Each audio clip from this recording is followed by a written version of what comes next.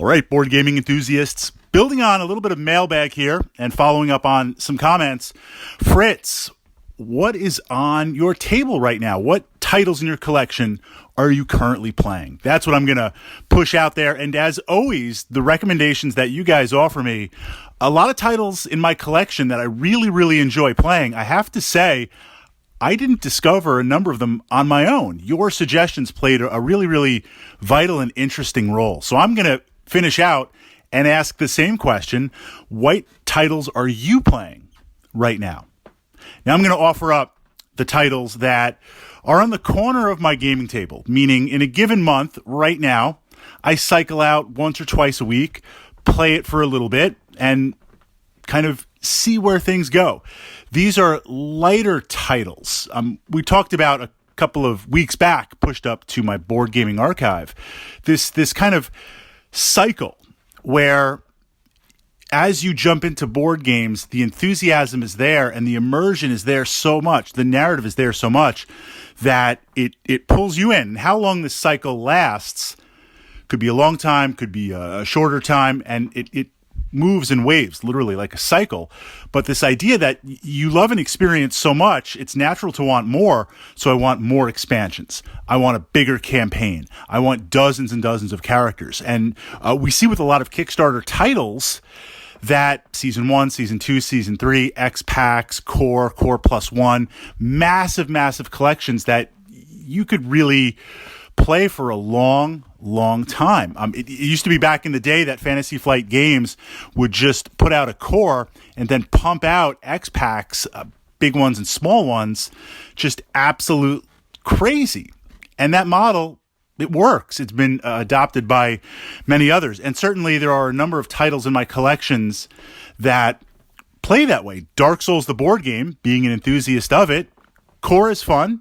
A lot of value in the core, but to shine, you really need some of the X packs, and then you're going to jump into the other world expansions. Then you're going to jump into the mega boss. You fight one mega boss, might as well do another mega boss. I mean, it's big. Another example would be like Massive Darkness. Massive Darkness core is a lot of fun. It's one of my favorite titles. But you want to add on the different monsters, the different roaming monsters, the different heroes to explore.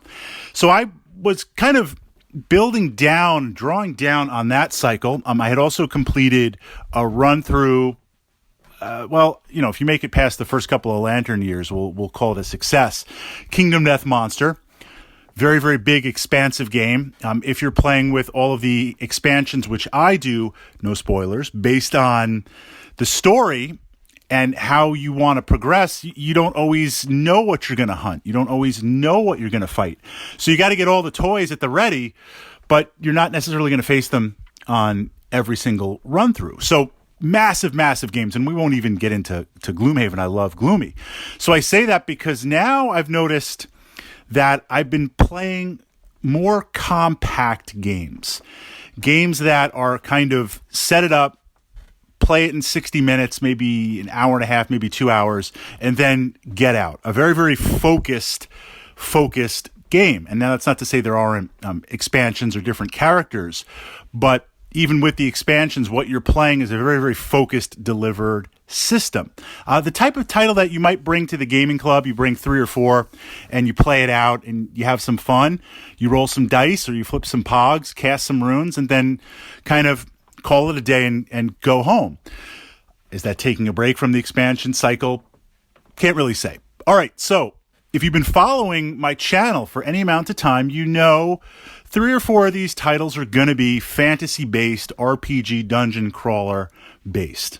I mean, that's just a given. That's kind of my DNA with Dungeons & Dragons and other aspects. But being a wargamer, there's some miniatures involved. I won't say must contain minis, but miniatures involved. And there are 2 titles which may surprise you. Or maybe not. Okay, number one, Runebound, 3rd edition. I love 2nd edition, Runebound, 3rd edition. Fantasy crawl, you fight Margrath, the Dragon Lord, or Vorkesh, the Necromancer. You kind of move around on the board. You can fight. You can go on quests. You can have social interactions. You get gold. You buy some magic items. It it works on many, many levels in that there is a timer track. You have to complete the quests and you have to get yourself positioned for that boss end run, because when the timer ends, you either face the boss, or if you don't face the boss destroys the realm, destroys Terranoth, or turns it all into an undead kingdom. From that perspective, what I like about the game, and I'm going to offer some brief highlights, what I like about each game, each title that's pulling me in. You cast these tokens, these runes, they're cardboard tokens, for combat. And the idea is each character starts with 3. You cast these tokens and you interpret them. They cause damage and surges and special effects. If you played Descent, 2nd edition, you're familiar with Fantasy Flight's love of surges and custom dice. They just made them into these tokens. But what I like about it, and admittedly, I'm primarily a dice-based guy. I love rolling the dice. But what I like about it is the fact that when you purchase a magic item, literally you purchase a magic sword, the magic sword has its own pog. And that pog/rune/token you now add to your hand. It is a game that the magic items come alive because you are using them. And I love magic items, but a lot of board games, they're just a stat bump. Right? I get a magic sword. It gives me a +1, +X stat bump. And when I roll the dice, I add that, or it triggers something. Runebound, as you grow, you gain more items. So that's very, very interesting. And I like that there are 3 ways to level up your character. You can go and fight. Fights are kind of tough. You can go on quests, meaning get some information, get a rumor, and then go somewhere else on the map, complete the quest, or do social interactions by running into NPCs. Fighting is the most profitable for gold, but there are other ways to do it. So you could try to do an entire run and just gather lore and never fight. You do want a mix of both, but it works. Bonus points because I get to fight a dragon. Any game that I can fight a dragon is good. Second title in the collection that I've been playing a lot of, and it's been punishing me, and I've been enjoying it. Half frustration, half punishment. It's not Baby Cakes. It's not an easy game, and I knew that going in, of Dreams and Shadows. A very, very interesting, unique title in that the realm is literally awakening with evil, and you go on quests, and at the end, there's a timer, and you have to fight a boss. What I like about it, the visuals, no miniatures. You might be surprised with that because I am a miniatures guy, but they're standees. And the artwork and the vibrant colors and the oversized cards and the theme, the game just pulls you in. It just really, really pulls you in. And I like, in between each turn, just looking at the cards, looking at the monsters that are on the table, and figuring out where they're going to go, what's going on, and seeing myself. The game wants to be enjoyed and played slowly. Now, this kind of bookends Runebound, in that Runebound is like high fantasy, save Terranoth, and your epic heroes. Dreams and Shadows, you're an adventurer. You're a hero of the realm, but you're kind of mortal. You have access, some of the characters have access to magic and powers, but you're going up against impossible odds. And there's a real dual timer. The game works on a timer, but as that timer continues, monsters spawn, encounters spawn, and it's a tension buildup, and you need to make some hard decisions. Do you go on quests and gain items and power and sort of level up, or do you kind of cut down the monsters along the way? And you can't have too many monsters because then when there's an end boss, and there's 3 bosses, 3 quests in the main aspect, if those happen, then they fight. Everyone fights together. So it's interesting. There's a dragon to fight. What I enjoy but also frustrates me is the encounter cards. At the end of every encounter, depending on the space you're on, you draw an encounter card. And so the story card. And these story cards are pretty big. So you read the story, you get to make a couple of choices. You get to kind of figure out what you want to do, make some tests, and pass or fail, gain information, lose something, gain something. But mixed in are legendary monsters. And there's a chance to encounter them. So if you're in a dungeon, it's not just pass-fail. You might fight one of these legendary monsters. And it's an interesting mix in that they're randomly mixed into the game, they really don't spawn that often. They really don't. But when they do spawn, they hit so hard. It's like, wow, even if you're midway through or end through, they're tough fights. You draw one in the beginning. Again, it's rare. You draw one in the beginning, you're in a lot of trouble. But I feel that combined with the tension, combined with the artwork, combined with how the game plays, I really feel like I'm sitting down to play Dungeons and Dragons, and we're using miniatures and pieces, and we're having that quest. It really, really works. Plays pretty fast, but again, I play it slow because I want to jump into the immersion. All right, that's 2 titles. Third title, Call to Adventure. Call to Adventure. The card game, fantasy storytelling game that also uses legitimate runes. And this game is interesting in that it's completely story-based. You can play solo, and your character just goes through a quest cycle. I'm trying to think of the way to capture it. Artwork is fantastic. Oversized cards, just production value, amazing. You have tiers of cards for each act, and as your character progresses, you pick which cards you want to encounter. And there's some ways to get other cards. There's ways to kind of modify things. And in playing those, you have to pass certain tests. You have to do certain things to gain the cards. When you gain the cards, they join your hand. They slot under. They give you some points. They give you some more abilities. It's kind of like a building up narrative game. It's interesting because you physically cast, like Runebound, you physically cast these runes, and you get to interpret them. And sometimes you can push Dark Fate. You could kind of manipulate them, change them. Takes a little while to learn to translate the runes because they're not like a dice-based system. They're with symbols and success and failure and interpreting and matching different runes.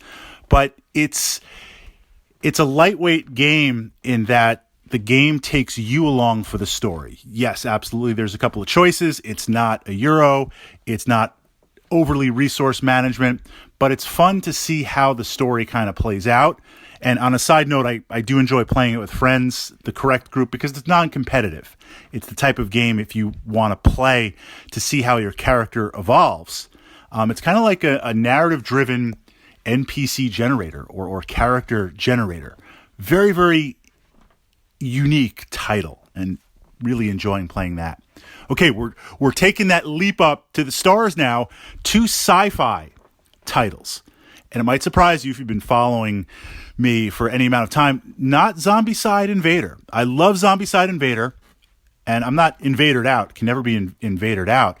But like any type of Zombicide game, lots of setup, lots of miniatures, lots of expansions. Again, I've been feeling kind of just like I want to get in, play a game for an hour or 2, get out. And really have a focused thing. That's also the reason why Pathfinder the Adventure card game, which I love, hits so many aspects. But Pathfinder Adventure card game, it wants to be played. It asks to be played in a campaign. So that's something that you set up and play for a while. Yes, you could pack it away and rejoin it, but I'm talking like playthrough. So just as a side note, Nemesis.